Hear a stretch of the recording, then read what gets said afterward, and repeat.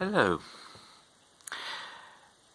In the past week or so, there have been a few discussions within the Church of England about the new appointment of the Bishop of Blackburn. The Bishop of Blackburn is going to be Bishop Philip North of Burnley. He is a member of the Society of St Wilfrid and St Hilda, and therefore does not ordain women as priests. And of course there is a big discussion, particularly from those at the extreme ends, and each one is calling on the idea of mutual flourishing.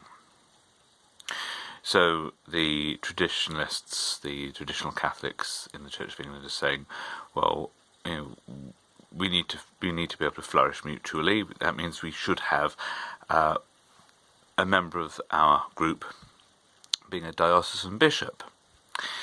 And then the opponents of that will say, well, how can a diocesan bishop not recognise the orders of many of his clergy within the diocese?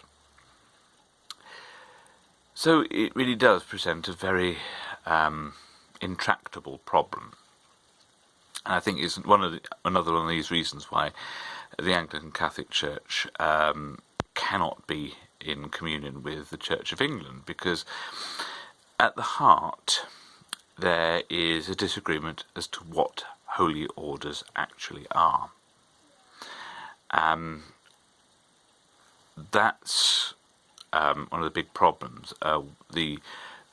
Those who support the ordination of women will say, well, how can you honestly discriminate in this climate? How can you discriminate against women? Why is that allowed? Women can be hold any other position in society, from headmistresses to chief executive officers of companies. Why on earth can the Church of England be allowed to discriminate against women priests? And of course the other side will say, well, how is it the priesthood is necessarily male, and that's what God has given us. And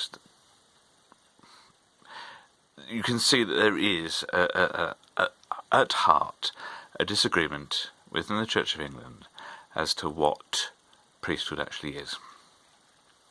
Now, why on earth do I make mention of this, seeing as I'm out of the Church of England? Well, one thing, of course, it is an established church, and therefore, it being the established church, I rather think that, whether or not I'm a member of it, that I have some say about it, because it is part of the national establishment. But there's another thing that I think really needs to be brought out of this, and that is how argumentation often has the opposite effect of what needs to be done. I think it's looking at how people post on social media. I often find myself thinking to myself, well, do you know, I would rather be friends with that liberal, progressive Christian than I would that traditional Catholic. And it's all to do with the sort of the attitude.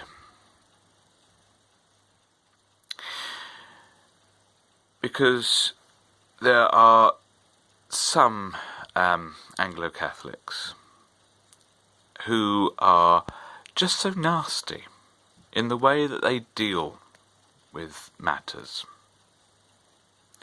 I've come across so many now who are have demonstrated themselves as being snide, eager to get a dig in, eager to show someone up.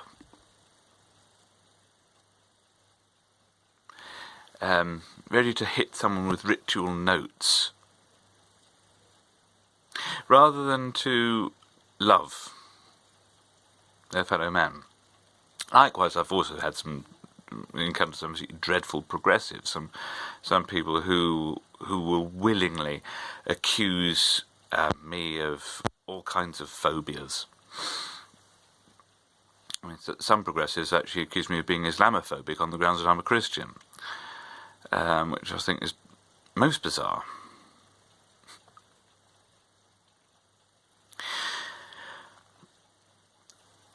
At the end of the day, there are going to be these disagreements that we can't do anything about, quite frankly.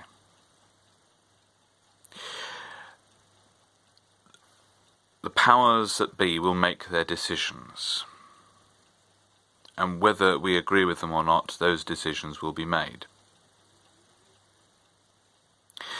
For me and for the Anglican Catholic Church, we made a decision too. And that was because the Anglican Communion, namely the Episcopal Church for North America, and the Church of England and the Church of Canada, because they have decided to make the change, excuse me, we have made the decision that we cannot support that.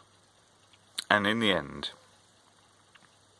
isn't it better to follow the lines of, I think, Romans 14, where we sort of try and live and let live?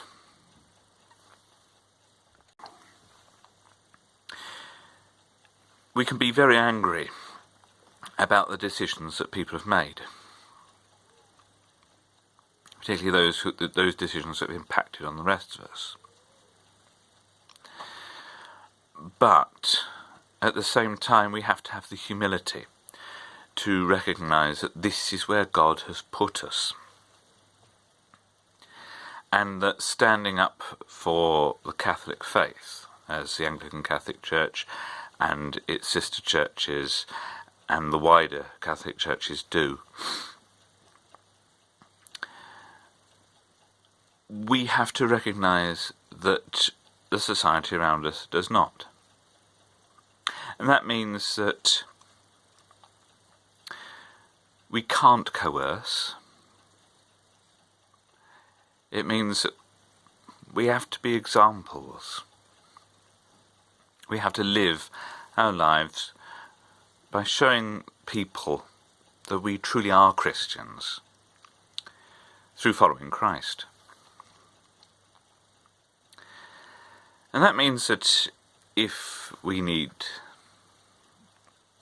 to make friends with people whose priesthood we doubt, well, that's not a bad thing.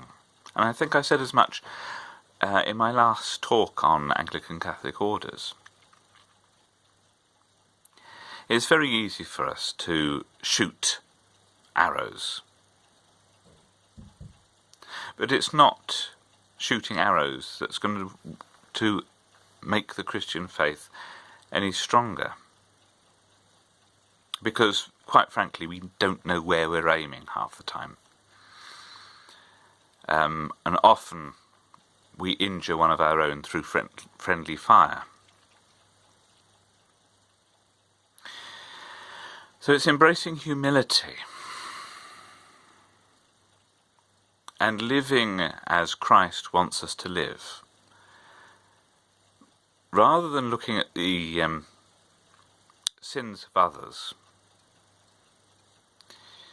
concentrating on acquiring our own virtue. That's the key here. The moral life is lived in the acquisition of virtue, because each of the virtues is an aspect of God.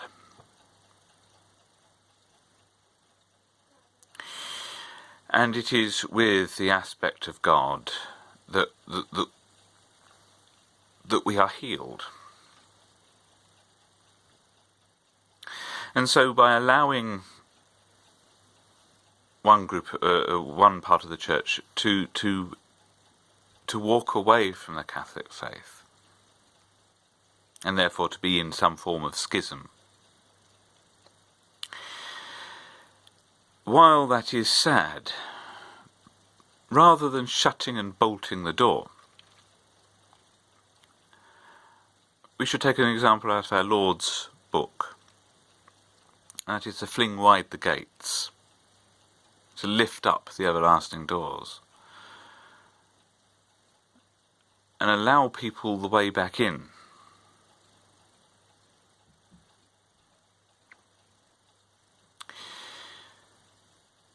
That doesn't mean to say we need to compromise our faith. The Catholic faith is strong. It is as it has been since its beginning, and that can't be changed.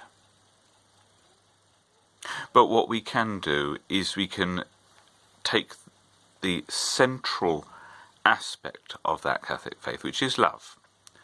And love is the will to perfection of the other person. And that perfection is God. We have to want every human being to find their perfection, to have nothing withheld from them, no joy withheld from them, no happiness withheld from them, because they will find them all in God. So you will always get, in every decision, you'll get people sniping from the extreme ends. It doesn't mean to say we need to do it ourselves.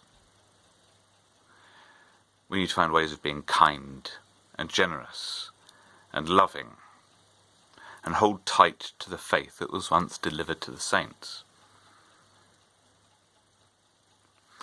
It means that we have to be pastoral Christians as well as intellectual Christians.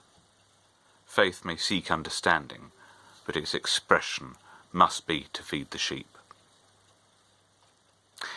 God bless you. God bless you if you are wearied by fighting within the church. God bless you that you may see Christ's peace and love in the actions of ordinary Christians who live lives faithful to Christ. God bless you that you may find yourself serving Christ in humility and allowing the slings and arrows of outrageous fortune to fly over your head by clinging to Christ. And God bless you that you may join with all Christians into that wonderful wedding feast of the Lamb. God bless you, and please pray for me.